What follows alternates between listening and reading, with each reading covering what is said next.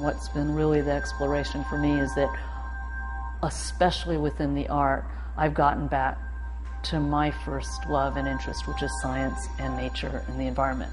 So I'm always trying to reveal in my art a little bit about nature that literally is invisible to us.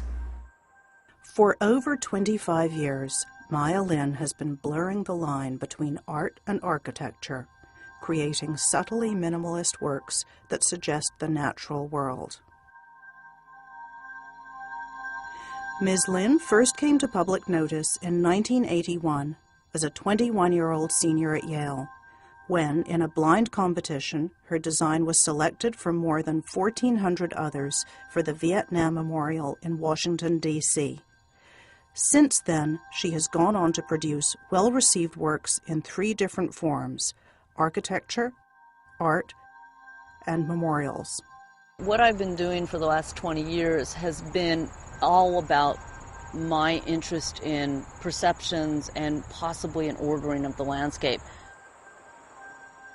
Wavefield, her new earthwork project at the Storm King Art Center, is an 11-acre installation that will open to the public next spring. It consists of 7 rows of undulating hills, which are shaped like ocean waves, cradled in a gently sloping valley. I often work in series in my works, and this will be the 3rd and last of works called the Wavefields that basically take what you think of as an identifiable imagery. We all know what a water wave looks like, but I'm always trying to get you to take a different look at it. The first Wavefield is in Michigan. The waves are 3 to 5 feet high. You deliberately can sit in almost a cupped wave, read a book. It's very intimate in scale. The second in the series tripled the scale of the site, so from 10,000 it went to 30,000, and the waves were much more reminiscent of how water travels over sand. So these waves were only about a foot high, so it became a very different relationship how you walk through it.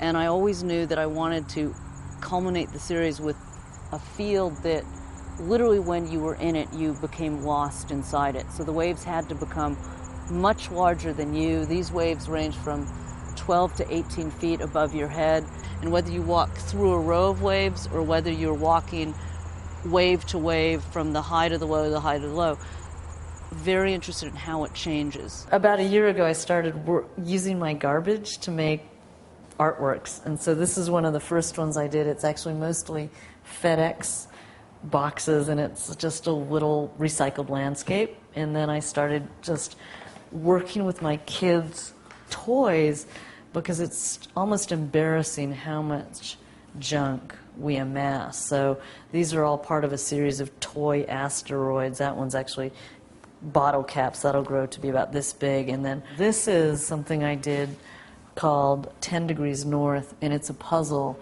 It's a map of the world. This is Tibet, and this is North America, and it's a sectional relief of the world, but all maps, like if you buy a map in China, the Pacific Ocean is whole and the Atlantic is cut. So maps are inherently political and how we view the world. So this is cut into 52 segments, and you can shift it, and you can literally shift the pieces and shift your perspective on how you want to see the world. And so this is just a little study I did, and then this is a smaller version of what's in the systematic landscape show. And this is, if you look at it from up above, it's the Caspian Sea, and then we ended up doing data stats. So I just pulled it, just trying to get you to think about what's below the surface.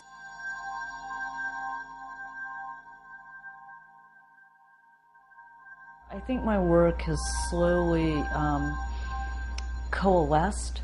You know, I got out of graduate school being labeled as an architect. I never was able to choose between the architecture and the art. So one of my concerns was always, how can I do both?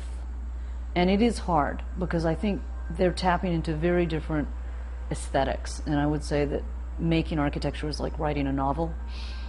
Making a work of art is like writing a poem.